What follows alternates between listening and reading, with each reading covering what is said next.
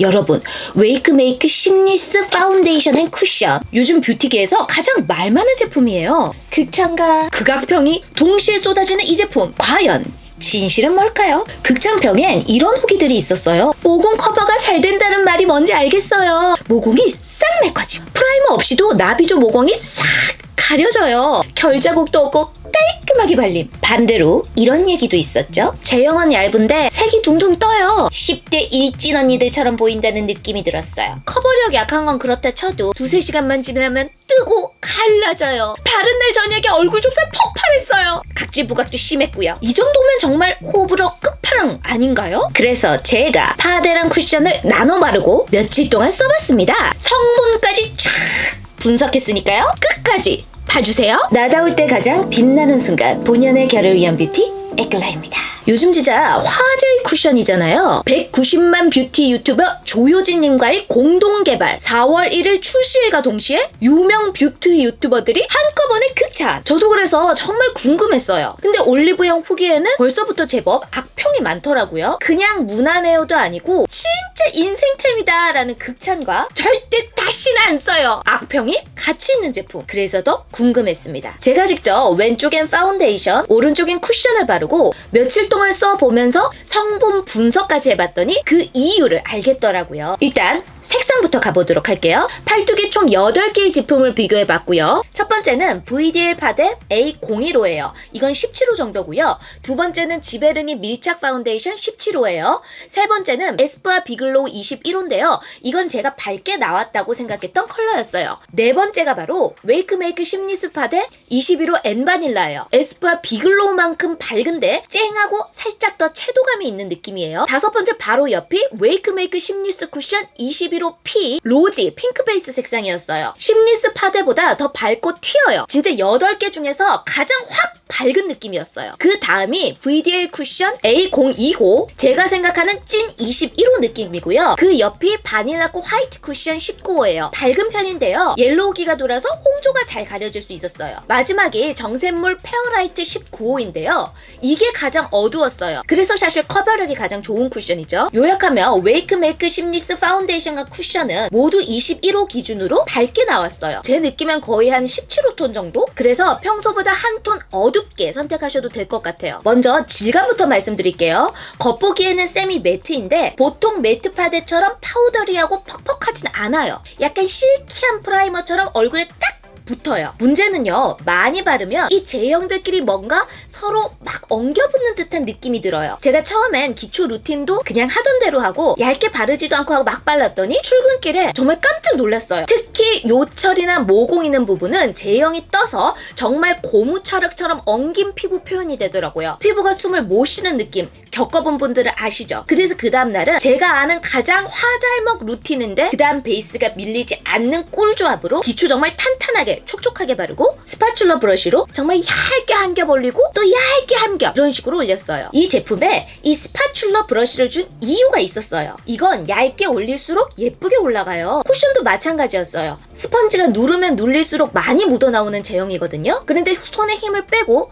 조금만 묻혀서 살살살 두드려야 예쁘게 발려요. 이렇게 했더니 첫날만큼 망하지 않았고요. 처음엔 살짝 텁텁하나 싶더니 나중에 기름이 돌면서 좀 괜찮아지는 것 같기도 했어요. 그래도 전반적으로 수부지나 지성분들이 좋아하실 제형이에요. 정말 이 제품의 최대 장점은요, 모공 커버력이에요. 코나 나비존에 모공 많으신 분들은 진짜 좋아하실 거예요. 저는 사실 모공은 보통 정도의 피부인데 코 위랑 옆에 나비존 모공이 정말 싹 정리돼 보였어요. 반면 커버력 자체는 높은 편이 아니에요. 2번 정도 더 발라도 붉은기가 어느 정도 남아있고요. 큰 트러블도 잘 가려지지 않았어요. 오히려 피부 색감을 밝혀주기 때문에 큰 트러블이 오히려 도드라져 보일 수도 있어요. 그래서 컨실러가 따로 꼭 필요해요. 이 쿠션을 살 때 컨실러를 준 이유 써보니까 알겠더라고요. 그리고 정말 중요한 거, 커버가 부족한 것 같다고 이 파운데이션이나 쿠션을 계속 덧바르면 무너져요. 바를수록 예뻐지는 제품이 아니라 얇게 한 겹 깔아야 제일 예쁜 제품이에요. 커버는 꼭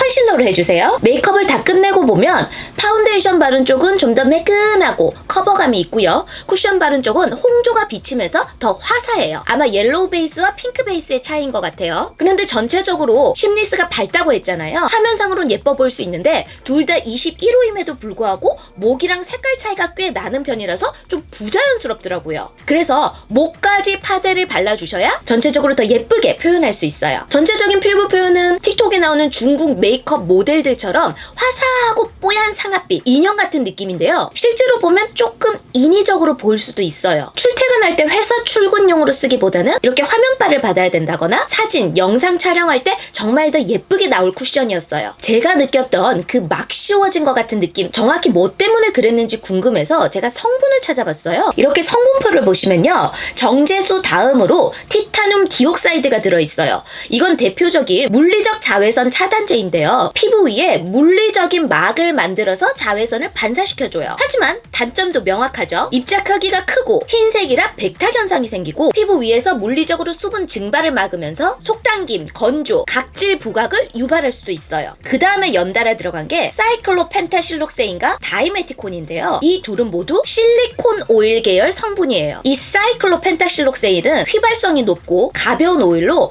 발림성과 실키함을 주고요. 이 다이메티콘은 피부 표면에 얇은 막을 씌워서 모공 요철을 막아주는 역할을 해요. 즉 이 제품은 파운데이션 안에 프라이머 제형이 섞여 있는 구조였어요. 그래서 프라이머 없이 모공이 싹 가려진다는 후기가 나온 거였고요. 하지만 이 실리콘 막은요, 장점만큼 단점도 뚜렷해요. 지속적으로 사용 시 모공을 막을 수 있고요. 피지가 갇히면서 좁쌀 여드름, 트러블, 답답함으로 이어질 수도 있어요. 그리고 방금 말한 실리콘 성분 외에도 아크릴레이트, 다이메티콘 코플리머 같은 막 현성 성분, 비닐 디메치콘, 메디치콘 크로스 폴리머처럼 실리콘 중합체도 포함되어 있어서 얇지만 강력한 구조를 만들어줘요. 그래서 광고에서는 피부에 착 붙는 밀착력으로 표현이 되지만 실제로는 이 막이 피부의 움직임을 따라가지 못하고 쪼개지는 현상이 생길 수 있어요. 그리고 이 심리스 베이스들이 광고에서 강조한 포인트들 중 하나가 바로 모공 그림자를 가려주는 기막힘 색감이잖아요. 근데 글쎄요, 이건 제 개인적인 추측이지만요. 물론 색상도 한몫했을 거예요. 하지만 이 실리콘 성분들이 가득 들어가서 프라이머처럼 작용한 효과가 더 크지 않았을까 조심스레 추측해봅니다. 모공에 직접 파우더가 박혀서 가려지는 형식이 아니라 막을 씌워서 빛 반사를 줄이고 결을 정리하는 방식이라고 느껴졌었거든요. 그래서 얘네들을 사용했을 때는 건조할 때 생기는 눈가주름 말고 자주 말하고 움직이는 근 입가주름, 팔자주름 위주로 생기는 게 아닌가 생각을 해봅니다. 그 외에도 이 쿠션에는 피부 기능성 성분들이 들어갔다고 했거든요. 그런데 미백에 도움을 주는 나이아신 아마이드는 이 성분 구성포 중에서 12번째에 들어가 있고요. 주름 개선에 도움을 주는 아데노신도 31번째에 들어있어요. 진정에 도움을 준다고 하는 판테놀은 무려 42번째에 있어서 이 기능성 원료가 실리콘들에 비해서는 꽤 뒤쪽이라 피부 개선보다는 즉각적인 표현력에 집중된 처방이라고 볼 수 있겠어요. 요약하면 모공 커버에 특화된 실리콘과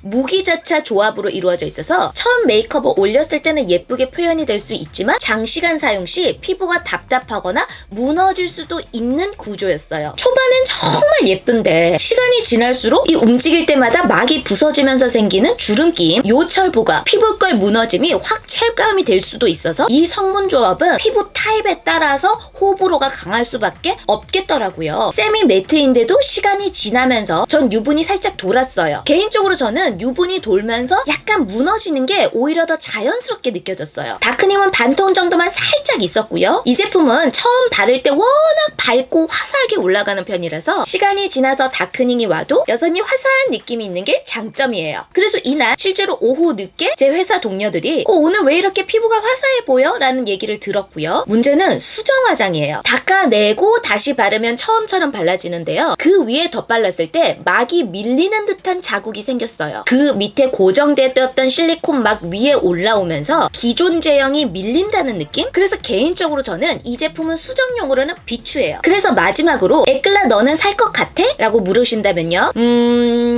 정말 모공 고민이 큰 이분이 아니라면 저는 개인적으로는 이 제품이 제 취향이 아니었어요. 아까도 말씀드렸지만 실제로 메이크업 초반에는 예쁜데 시간이 지나면서 피부가 답답하고 저에게도 각질이나 요철이 도드라지기 시작하더라고요. 특히 코 옆 각질이나 많이 움직이는 입 주변에 요철과 뭉쳐서 뜨는 현상이 좀 강했어요. 그래서 그런지 이 제품 후기에서 좁쌀 파티, 각질 파티, 몽글몽글 뭉침이라는 키워드가 유독 많이 보였던 것 같아요. 그럼에도 불구하고 나는 모공이 진짜 너무너무너무너무 모공이 고민이에요 하시는 분들이라면 제가 추천해드려요. 근데 저같이 큰 모공 고민이 없이 그냥 평범한 피부라면 3-4시간 지나고 나서 왜 이렇게 피부가 답답하지? 라고 느끼실 수도 있을 거예요. 요즘 워낙 저렴하지만 무난무난 괜찮은 다른 베이스 제품들이 많이 나오니까요. 지금까지 웨이크메이크 심리스 파데와 쿠션 리뷰였고요. 그리고 또 인형같이 예쁜 메이크업을 원하시는 분들은 이 화사한 피부 표현이 정말 예쁠 수가 있지만 그냥 나는 일반적으로 회사 출퇴근할 때 쓸 거다 라고 하시면 조금 부담스러우실 수도 있을 것 같아요. 지금까지 웨이크메이크 심리스 파운데이션과 쿠션 리뷰였고요. 여러분 피부 타입과 취향에 맞는 선택에 도움이 되셨으면 좋겠습니다. 이 영상이 유익하셨다면 구독, 좋아요, 더 궁금한 점 있으시면 언제나 댓글로 남겨주시고요. 그럼 저는 본연의 결을 위한 뷰티